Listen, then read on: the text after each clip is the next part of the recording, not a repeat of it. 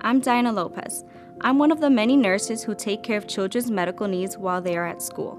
As a nurse, parents ask me questions about the COVID-19 vaccine. One common question I hear is, how can I trust that the COVID-19 vaccine is really safe for my child? The Pfizer vaccine, which is currently the only vaccine approved for children, was studied in thousands of children ages 5 to 17 and was shown to be very safe. The process was monitored closely by the FDA and independent experts. Millions of children in the United States have been safely vaccinated. As a nurse, I tell parents that people of all ages can get very sick from COVID-19. Vaccination is the best way to protect your child. Doctors recommend the vaccine for children to shield them from the effects of severe COVID-19 infection. Get your child vaccinated today. Thank you.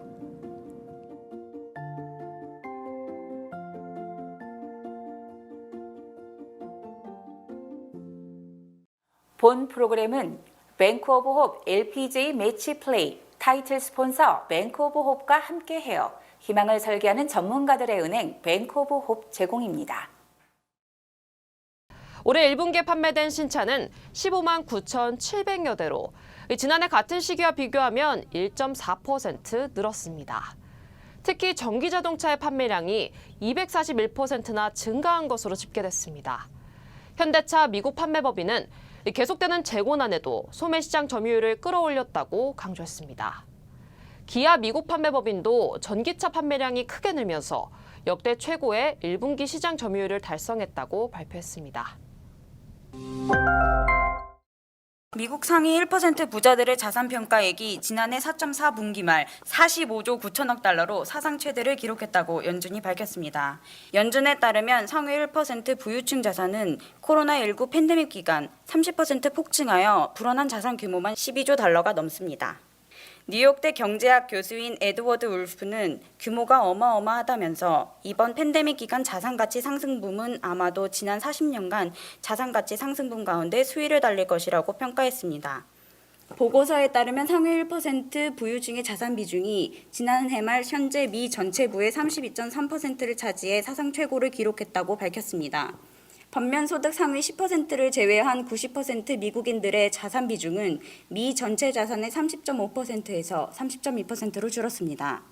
연준에 따르면 상위 1% 부유층의 지난해 자산 증가분 가운데 약 4조 3천억 달러는 기업 주식과 뮤추얼 펀드 주식 가격 상승에서 나왔다고 말했습니다. 아마존의 마침내 노동조합이 들어서게 될 것으로 보입니다. 뉴욕의 스테이튼 아일랜드 섬의 아마존 물류센터 직원들은 지난 1일 표결로 노조 설립안을 가결하였습니다. 노조 설립을 막으려던 아마존의 계획은 수포로 돌아간 것입니다. 노조 설립 여부에 관해 투표권을 갖고 있는 스테이튼 아일랜드 물류센터 직원 8,325명 가운데 2,654명이 찬성, 2,131명이 반대, 무효표는 67표로 가결이 된 것입니다. 표결이 정식으로 인정받으려면 미국 연방기구인 전미노동관계위원회의 승인을 거쳐야 하지만 사실상 노조 설립이 실현된 것입니다. 그동안 아마존은 회사 차원에서 노조 반대 캠페인을 벌이며 스테이튼 아일랜드 물류센터 벽에 반대에 투표하자라는 배너를 붙이고 노조 반대 웹사이트도 만들면서 반대를 유도했지만 결국 수포로 돌아간 것입니다. 지난해 7월 세계 최대 전자상거래 업체 아마존의 최고 경영자로 부임한 앤디 제시가 지난해 연봉으로 2억 1,270만 달러의 급여를 받았다고 CNN이 보도했습니다. CNN은 아마존이 미 증권거래위원회에 제출한 서류를 인용해 제시 최고 경영자의 액수를 공개한 것입니다. 제시는 아마존 최고 경영자에 오르기 전에는 이 회사의 클라우드 사업 부문인 아마존 웹 서비스의 최고 경영자로 일했습니다. 제시 최고 경영자의 지난해 급여는 거의 대부분이 스톡 옵션, 주식 매수 청구권으로 10년에 걸쳐 나눠서 지급됩니다.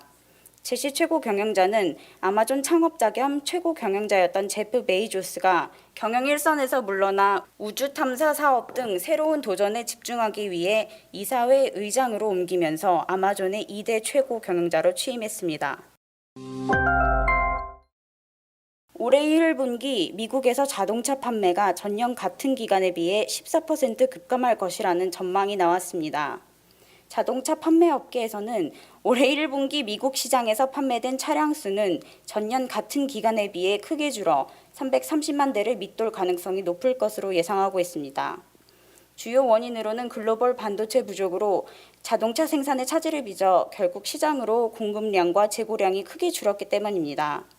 CNBC에 따르면 3월 신차 평균 판매 가격은 1년 전보다 15.4% 상승한 43,500달러에 육박할 것으로 보인다며 글로벌 반도체 공급 부족 현상과 러시아와 우크라이나 전쟁 등의 요인으로 공급망 회복이 늦어지고 있고 결국 신차 공급과 재고량이 구매량에 미치지 못해 판매량도 줄게 된 것이라고 진단했습니다.